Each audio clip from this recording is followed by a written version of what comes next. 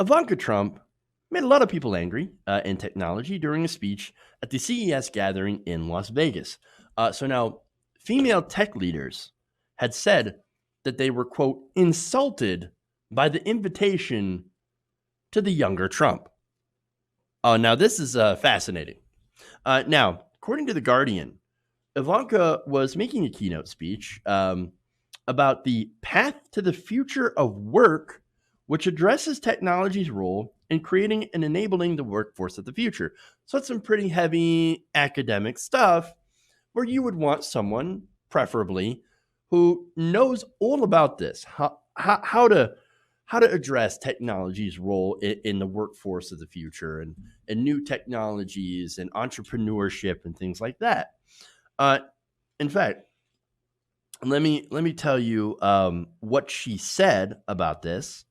She said, "Our current and future workforce rely on the efforts of industry, academia, and government to fill our workforce needs, and I'm excited to discuss how the Trump administration is championing these shared goals."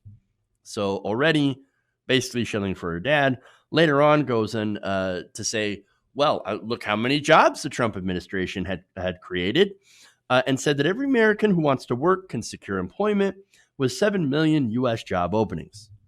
So there's a lot of reasons that people are not happy about this. Now, before I get into some of the criticism, I want to offer some context as to why she was invited in the first place. CES has long had issues with representation, catering mainly to men in the tech field, leaving women in the tech field out.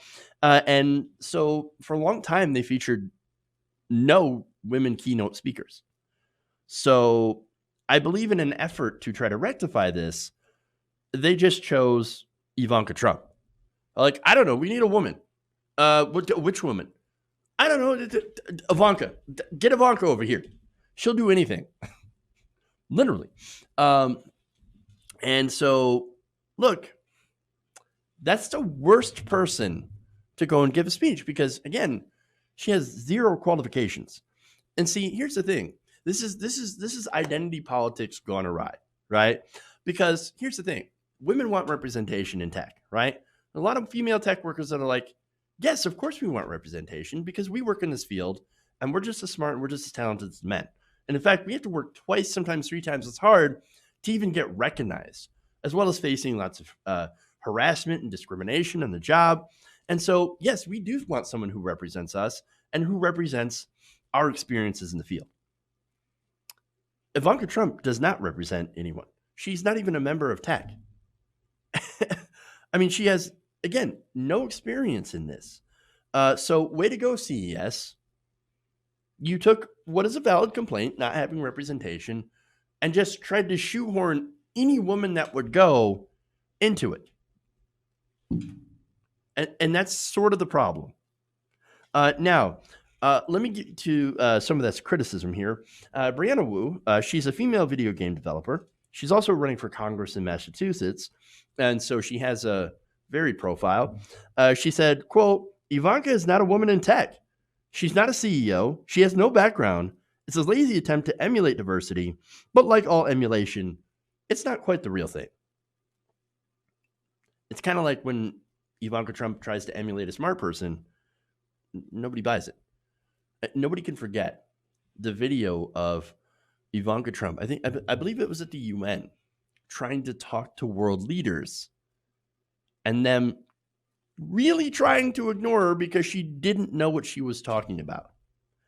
Now, let me go to tech analyst Carolina Milanesi, writes for Forbes, saying, quote, there are many more women who are in tech and are entrepreneurs who could run circles around Trump and how technology will impact the future of work. More, investor Elizabeth Fullerton said this, quote, it is an insult to women in technology. We did hard times in university, engineering, math, and applied scientists. This is what extreme privilege and entitlement get you. It's not what you know, it's who you know, I guess. Well, that's basically how it kind of works. That's how Ivanka Trump got her position in the first place. She's Donald Trump's daughter. And so, I don't know, let me put you in the White House. Let me put you in the cabinet. You're an advisor now. But wait, advisors are supposed to be able to advise you on things that they know that's part of their field, that's part of their specialty. What does she know about tech? She doesn't know anything about tech. All she has done is coasted off her father's name her entire life, exactly like what her dad had done as well. No, she's not self-made. She's not overly intelligent or exceptionally intelligent or even more hardworking. She just has the Trump name. That's it. And so, yeah, these women in tech have a right to be angry because there are many more qualified women out there in this field that would have made better keynote speakers. So this is what the people who ran CES didn't understand. They don't get it. They don't get it. It's a ham-handed approach, and they definitely need to do better next time. Now, conference organizers, for their part, have defended this, saying, "Oh no. The reason that we invited her and that she's a good fit is that she leads the White House's efforts on job creation and economic growth through workforce development, skill training, and entrepreneurship." Well, does she know? Well, how effective are her efforts? Well, right now, half of all Americans work low-wage jobs. Not in tech, by the way, because look, the tech sector right now is filled with foreign workers on H-1B visas, something that President Trump continues to push for more of. Oh no, we need more H-1Bs. We need more H-1Bs. Look, workers at AT&T, by the way, have literally been training their foreign replacements who will work for less because of Trump and H-1Bs. The administration is not helping regular American people. No, they're helping multinational corporations. Ivanka Trump embodies that because what she is she is a brand. And a lot of what she had ran before she had entered the administration came from China. And so not exactly helping American jobs or innovation. So it's really not hard to see why people are very unhappy with Nepotism Barbie delivering this keynote speech. She is neither qualified nor is a good example of actual real entrepreneurship. Hey guys, hopefully you enjoyed that free video. Now I'm going to have to ask you a favor.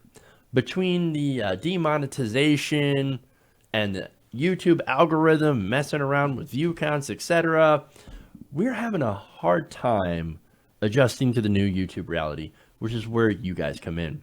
See, we have a Patreon, patreon.com/TYTNation, set up to help us rely on you guys, the viewers, instead of big corporate ads. Look, you know the show. You know I'm not in favor of big corporations anyway.